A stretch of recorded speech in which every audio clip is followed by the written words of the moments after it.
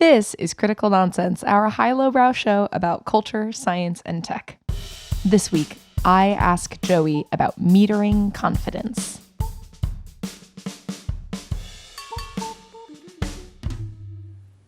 Woo! You promised the world and I fell for it. This is a podcast, Joey's on it. This is what a Joey sounds like. And this is what an executive producer and believer Jess Vander sounds like. Hi, this is Jess. I love how much you love Selena. It's really just that song, but Emerson was singing it on just that song on the bike this morning, so it's stuck in that like background computation room, background track. the Joey's echo room where there's just like an echo in my head that like either a phrase someone said or whatever just bouncing around, and occasionally it just like pops out. It's like, hey, remember me? I'm still here. All right. You're like, no, go away. We're not right now. We're not doing that. And then you like not now. Try and keep the door closed, and eventually the door just pops back open. But like most days I wake up with some song in my head, and it could be like anything, and it may be stuck in my head all day. And then wow. And then you sing it on the show. Emerson will be like, this thing is stuck in my brain. And I'm like, what do you mean? And she's like, I keep thinking of this song. And I'm like, oh, sorry. You're like, I'm sorry, I passed that might be my fault. Do we have any housekeeping, Jess? What did we talk about last week? I feel like I had a housekeeping thing related to it, but now I'm like, what is memory? There is a really curious posting schedule. So I actually, I think last week we corpsed it. It was our corpse. But it was like finally out of order, or maybe I'm thinking of the conversation that we had that hasn't been released yet. Well, I guess the house is clean then, because there you go. That's it. Jessica Benander Vander, what do you want to talk to us about this week?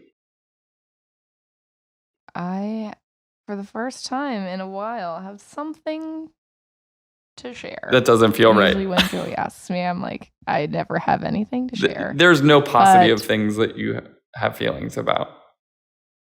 Okay, fine. Something then, when I say share, I mean like something vulnerable or something that's been on my mind, which is different than like. So this is an episode of So I've Been Thinking. Something exactly. Okay. I have a Joey's favorite segment moment today, and pardon my crazy sounding voice. I'm recovering from an ick.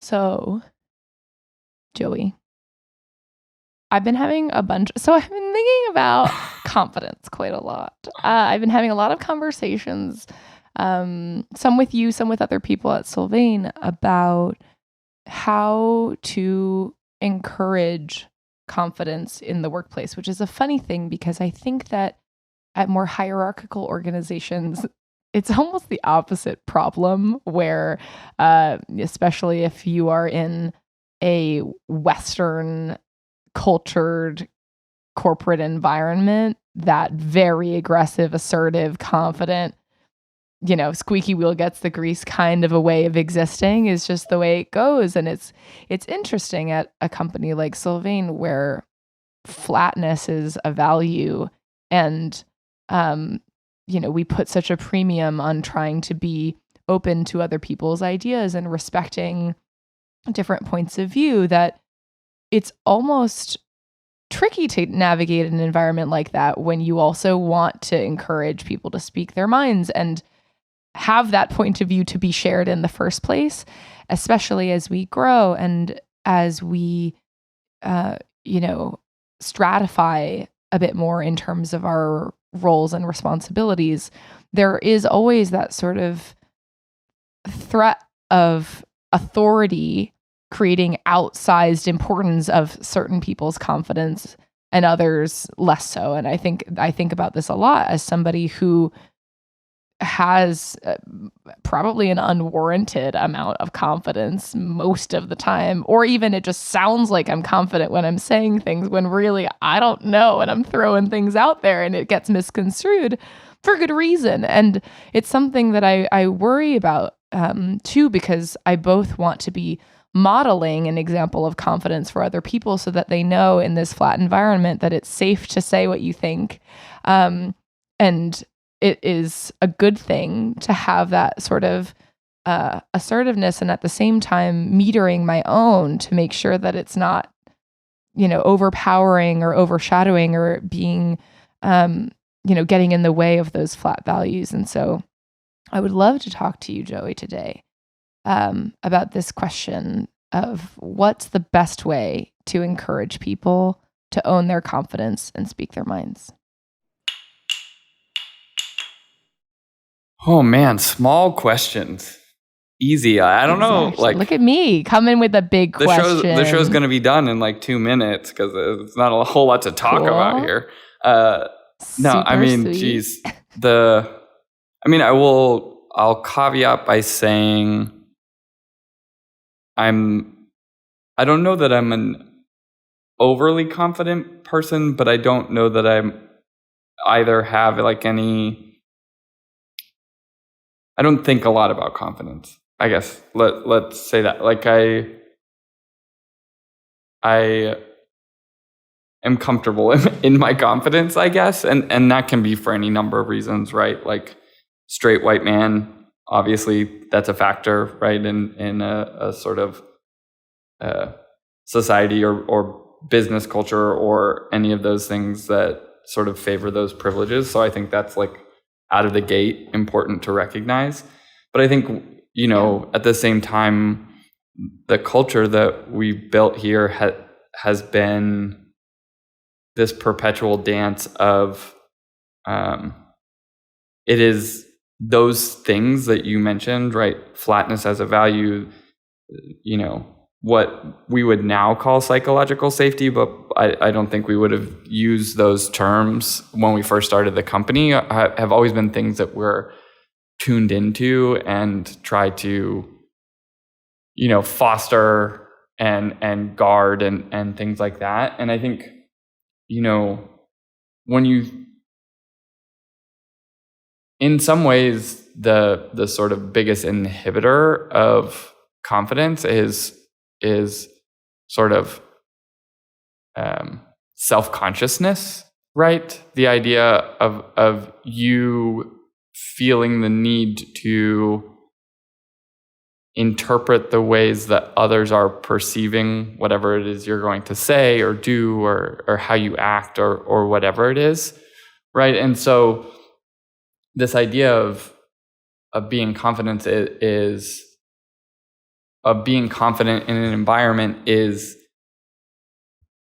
affected by how much you feel like you have to monitor the interpretation of others, right? Like maybe like that's obvious, but the reason I bring that up is because you spoke about sort of how do you push people to be able to bring their perspective. And I think a lot of times what gets in the way of that is, someone's self-awareness that maybe they may not be like capital R right in what they're going to say.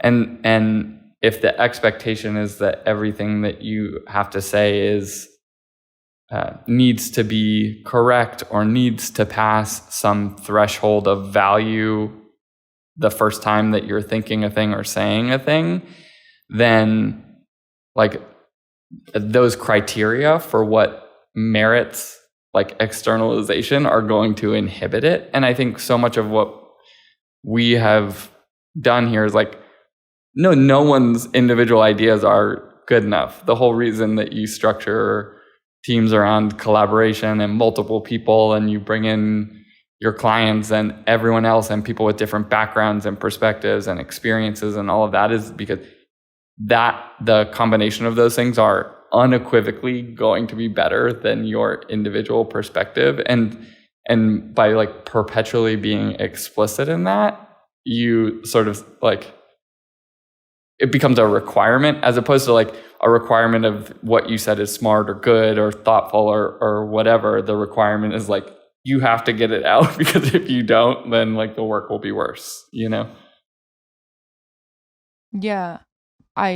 I think that's like the philosophy to me, that's the philosophy of flatness in a way, is like, yeah, I need to know what everybody has to say about this, because that is the way. I think to the thing that you were saying earlier though, about like, is the source of the challenge someone's self-awareness, brings to me, I think the thing that I'm ultimately grappling with, this is the source of the challenge that I'm grappling with, which is different than the solution. But the source of the challenge for me is how to balance where it's coming from. Like, is it because they are nervous, or is it because I am making them nervous, or like the structures that are making, like the context is creating an environment that is less safe or makes them uncomfortable. And that part is the thing that I have in my control, right? Like there's not as much that I can do to make someone just decide to be more confident, but can I, and that's where I get to this like solution side of things, is like how useful is it for me to be the confident, flat contributor that I hope to see in the world, if that is sort of creating a negative side effect of, making someone else feel more self-aware or like self-conscious. I mean, does that make sense? Yeah, I think, some of the, and maybe a better way to think about this like self-conscious thing or self-awareness is, right, we would inherently say that self-awareness is a good thing, right? Like being aware of yourself in space and those around you and sort of the context that you're operating in. But when we start to talk about like self-consciousness, at least in the way that we tend to use that, is like an overly critical personal lens. And I think a lot of this has to do with like, what are the filters that metaphorical filters, but what are the filters that you're applying to your own communication or operation within a space, your interaction within a space? And I think a lot of times we build up these filters over time through like knowledge, experience, sort of outcomes of historical interactions. But we don't necessarily, and I don't know that there's an easy way to do this, sort of go back and like recalibrate the filters. I'm thinking about like this recent conversation about sort of balloons and new detection of UFOs, UAPs, and all the planes shooting them down and stuff, was like, we'd just been using the same filters for ages on NORAD. Like our radar was not tuned to pick up these other things.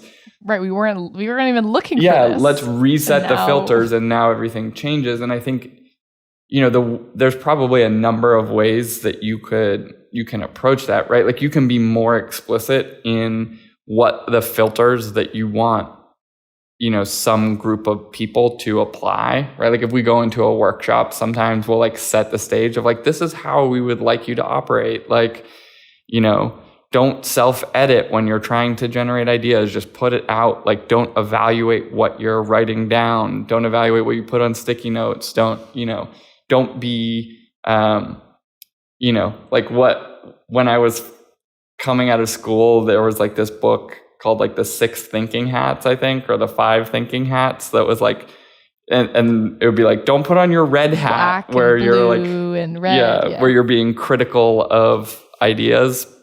And so like in that, as that example, we like clearly like have some instances where we're contextualizing the ways in which we're asking people to think. And I think you can probably do that in an environment in really explicit terms, like, because, to the point that you brought up, right? Because I'm a leader in this company, but I'm still working on teams with people on projects.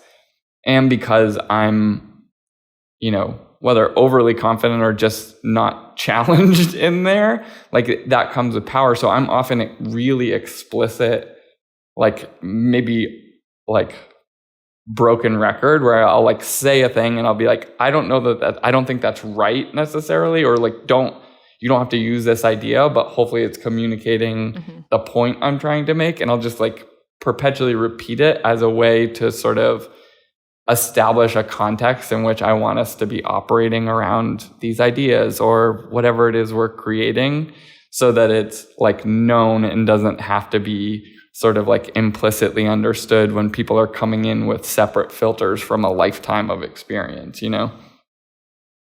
Yeah, totally. And that you have now gotten into, like, that is your new calibration in a way, like that you've had to teach yourself to like check that. I think that's something that I also have thought quite a lot about too, is especially as, you know, someone is growing, like, in the start of my career, it absolutely benefited me to be extremely outspoken and like louder than what is expected or normal of, maybe like a junior level or entry level person, because it meant like I made myself heard, and that sort of like counterbalanced my position. But, as you grow and as you gain more authority, you got to check it, because otherwise like those things stop serving you, or they are no longer balanced to the context or the spaces that you're in or the people that you're with. And like, yeah, the 6 hats is like an interesting thing to think about, or like even just the metaphor of different sort of degrees of, or like different modes of awareness of like how you're playing in a room. You might actually have a bigger closet of hats as you progress and grow that you need to try on, because you're in a more diverse set of like collaborative contexts. Because when maybe you're starting out, you're pretty consistently like, in that same space with people who are, quote unquote more powerful than you, etc. Yeah, I mean, I think that dance of power and participation in this type of like work-based conversation is like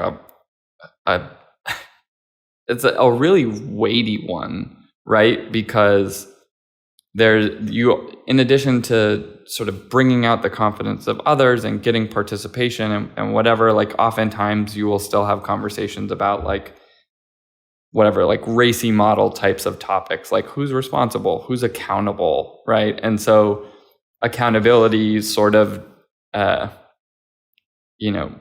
creates a dynamic where there's a point where you want everyone to be participating, to have that open dialogue, to have that open context, and maybe even keep that channel open. But there's a point where then you have to like move on to whatever the next task is or item or sort of shift orientation, and the accountable person then has to sort of shift into like a different mode, right? Where you have to make a decision, right? Like someone making a decision, like you can make group decisions, but as groups scale, that becomes increasingly complex, obviously.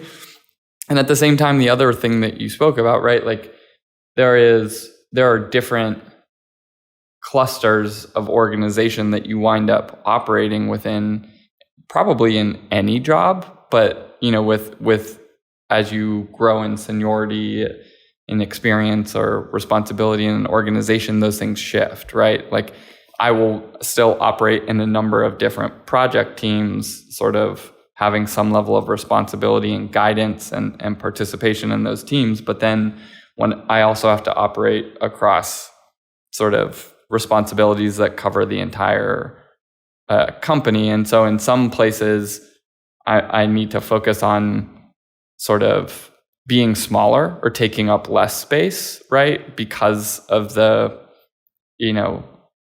soft or hard power that I've acquired over time. So like in a project team, I want everyone participating, but because I'm more senior, then I need to make it a point to sort of shrink myself so that I'm not like taking up more space or an unequal amount of space, right? But then across the company, you have to sort of take up more space acting as sort of like a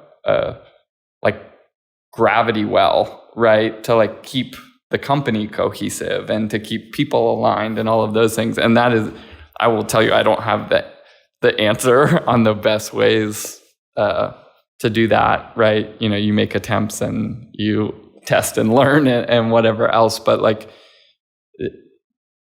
you'll have to do it differently in so many different ways, right? Like flatness doesn't reduce in value when you're thinking about those like company-wide contexts. It's still fundamentally important and can be like the source of where those things come from. And at the same time, you have the responsibility then to like monitor and make sure it is maintained, and that requires you to operate differently, right? Yeah. You know, I think I came into this with sort of those two modes and trying to calibrate which to apply where, like the when to be modeling confidence, being the one who has it, and when to be metering it, like when to focus on being smaller. And I think it sounds like, I mean, of course, again, depending on what context you're in, you may flex this to varying degrees, but like the best cases for modeling are when it comes to your actual responsibilities. And if it's your job to like make a call and get the thing turned in on time or whatever, being assertive of like, this is the way for the sake of that being your role is a fairer and still I like potentially in keeping with flat values, like a still okay version of confidence, I guess. Whereas unnecessary modeling, when instead you should be worrying about metering yourself in the course of trying to invite people in, is probably going to backfire. And maybe all of this is like the most obvious, but I like erring on the side of metering is, if you're someone naturally confident, maybe is not a bad thing. Yeah, and I think, right, like having explicit conversations, I think, right, in this arena, because so much of this is reliant on a negotiation between where two people are coming from in their level of confidence, even around like a particular subject, right? And so being able to be in a space where you're like, I'm less confident about this, or I haven't done this before. I still try, you can model metering, I guess, to your point, right? Of saying like, I don't actually know the right answer here. It feels kind of like this, and sort of demonstrate that you're putting something out there as like a starting point to then begin to manipulate and work with other people to craft something that is an answer, or build something or create something, whatever it is. But the idea of saying like, I don't know what it is, or here's how I want to operate in this meeting, or, does that fit with what everyone else is, or this is what I think, right? Like some of those other, the way in which you phrase things and structure your communications also can create the space for other people to participate. And like, also, by the way, right, like if someone's not participating in a particular conversation, it may not be a question of confidence. It may just be like, they don't have something to say about that thing, right? Right. Exactly. Yeah.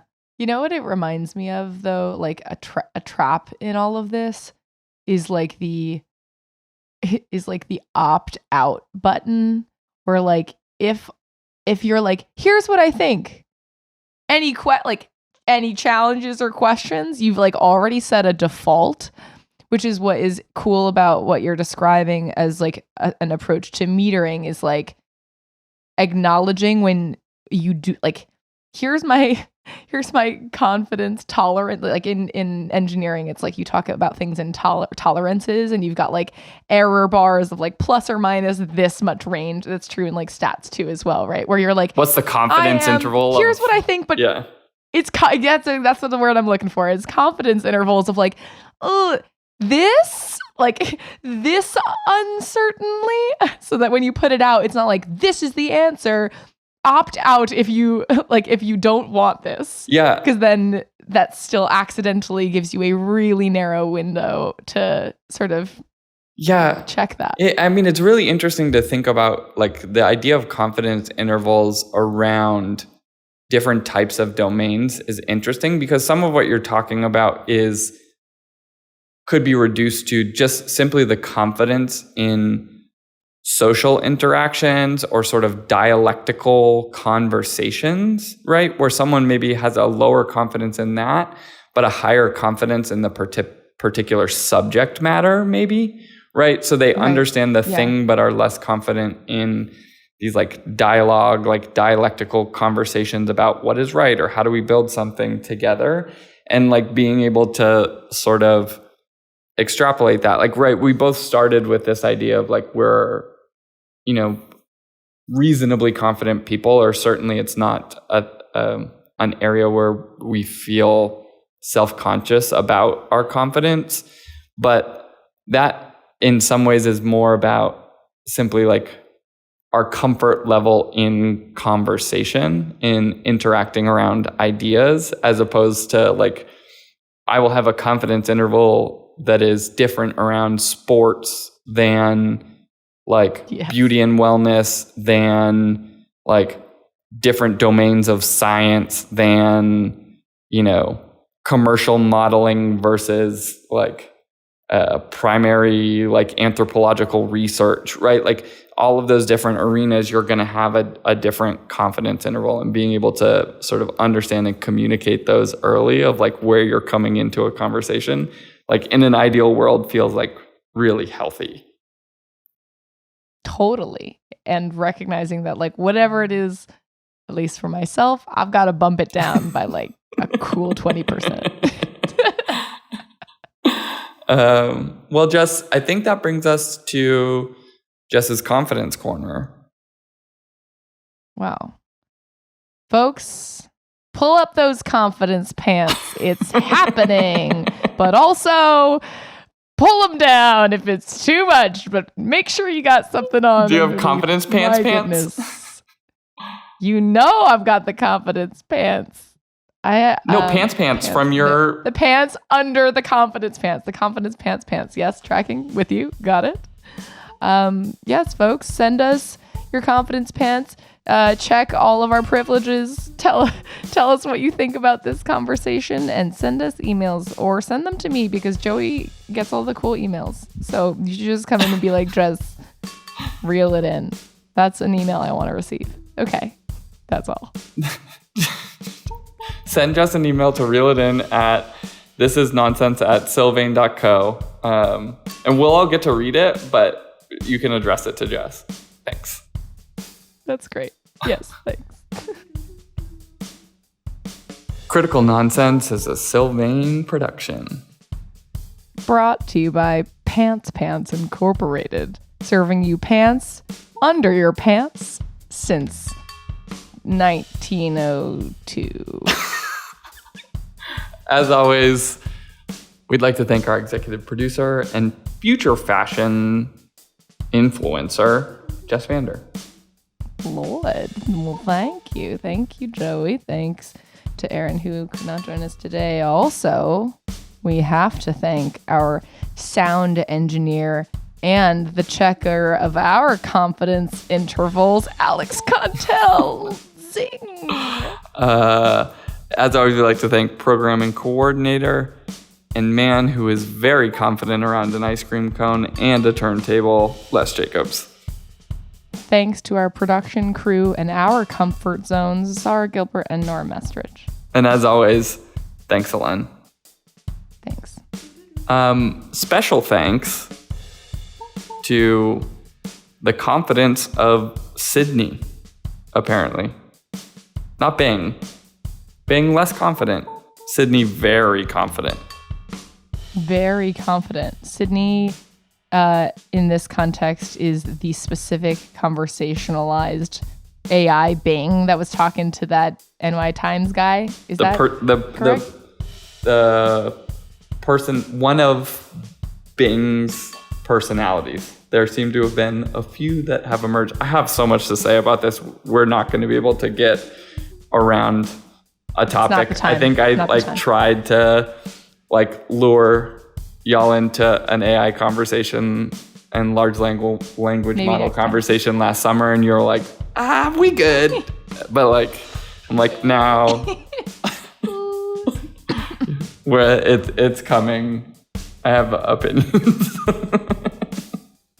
Maybe not a high enough confidence interval. Pull on your generative AI pants, folks. It's about to be a bumpy ride. All right. Special thanks Thanks for to this. Ben Thompson, Stratechery. He's got some good insights. That's a nice things. Yeah. Oh, yeah, that's good.